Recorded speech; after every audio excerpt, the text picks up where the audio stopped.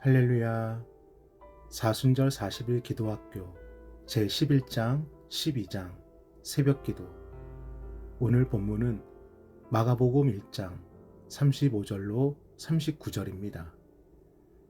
새벽 아직도 밝기 전에 예수께서 일어나 나가 한적한 곳으로 가사 거기서 기도하시더니 시몬과 및 그와 함께 있던 자들이 예수의 뒤를 따라가 만나서 이르되 모든 사람이 주를 찾나이다.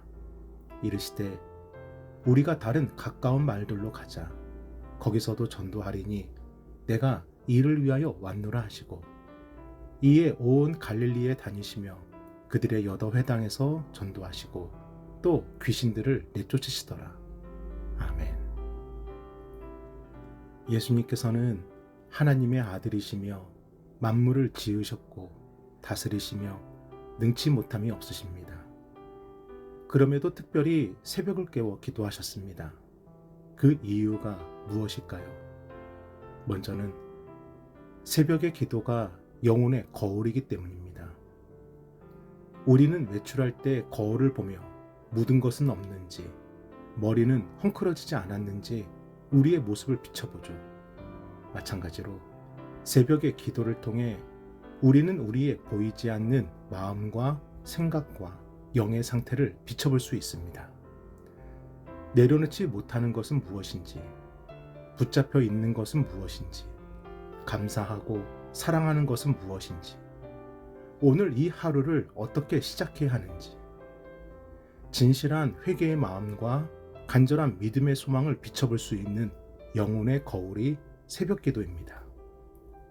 그리고 새벽의 기도가 축복을 담는 그릇이기 때문입니다. 새벽을 깨워 하루를 시작하는 사람들에게는 더 많은 시간과 더 많은 기회가 주어집니다. 체조로 유명한 불가리아 선수들의 특별한 훈련은 주로 새벽 시간에 이루어진다고 합니다. 하루 중 정신적으로 가장 집중력이 높은 시간이 새벽이고 창조적인 자신만의 기술이 만들어지는 것도 주로 새벽에 만들어진다고 합니다.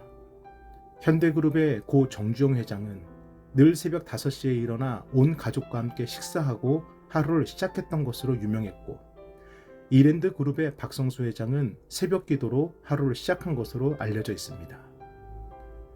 그래서 우리나라의 100대 CEO 중 약 70%의 사람들은 새벽형으로, 그들은 남들보다 더 일찍 하루를 시작하는 것이 더 멀리 갈 수 있었던 힘이었다라고 고백을 합니다.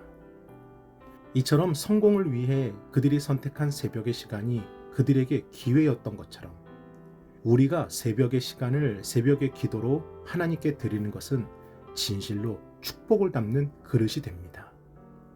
오늘 본문 마가복음 1장 38절로 39절을 다시 한 번 더 읽어보겠습니다.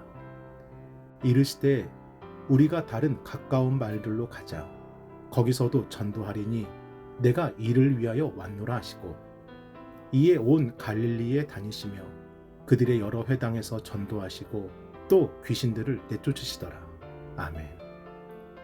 새벽을 깨워 기도하신 예수님, 그리고 복음을 전하시고 귀신을 쫓아내신 예수님.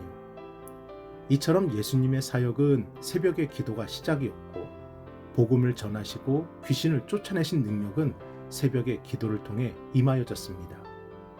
사랑하는 여러분, 새벽의 기도를 소중히 여기면 하나님께서 소중한 여러분을 더욱 귀하게 축복하여 주십니다. 여러분의 삶과 신앙에서 이 축복의 시간을 결코 놓치지 마시고 늘 함께 동행하는 은혜가 있으시길 예수님의 이름으로 축원합니다. 그래서 성경은 새벽을 깨워 기도한 사람들의 삶과 그들이 누린 축복에 대해 자세히 기록하고 있습니다. 첫 번째, 야곱입니다. 창세기 28장 16절로 19절입니다. 야곱이 잠이 깨어 이르되 여호와께서 과연 여기 계시거늘 내가 알지 못하였도다.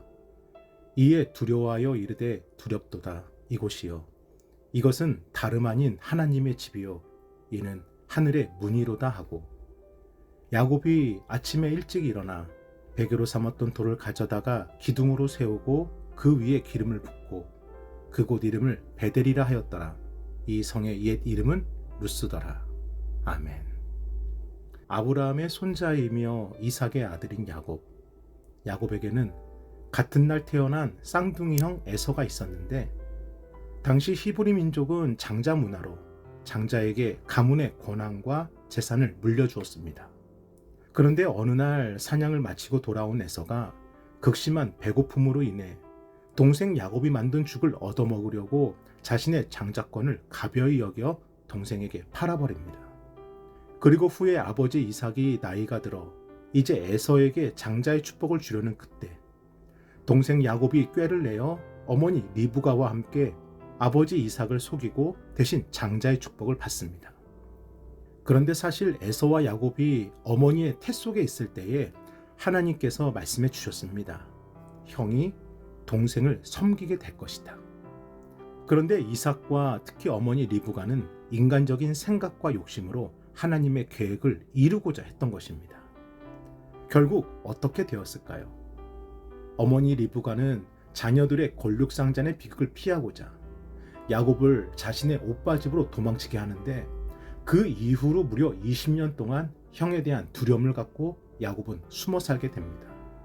그 시작이 지금 함께 읽은 창세기 28장의 내용으로, 여기서 우리가 주목해야 되는 것은 야곱이 아침에 일찍이 일어나 베개로 삼았던 돌을 가져다 기둥을 세우고 베델이라 불렀더라. 이것은 새벽을 깨워 기도했다는 것이고, 그 이유가 자신의 잘못이 있음에도 불구하고 하나님께서 여전히 자신과 함께하여 주고 계심을 확신시켜 주셨기 때문입니다.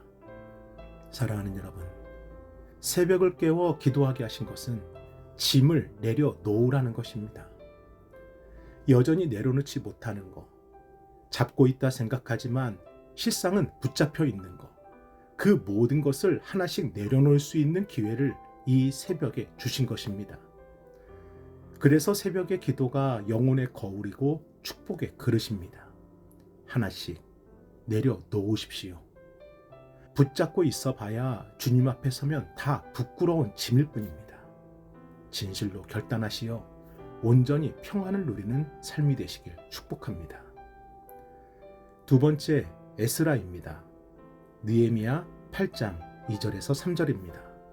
일곱째 달 초하루에 제사장 에스라가 율법책을 가지고 회중 앞 곧 남자나 여자나 알아들을 만한 모든 사람 앞에 이르러 수문학 광장에서 새벽부터 정오까지 남자나 여자나 알아들을 만한 모든 사람 앞에서 읽음에 뭇 백성이 그 율법책에 귀를 기울였는데.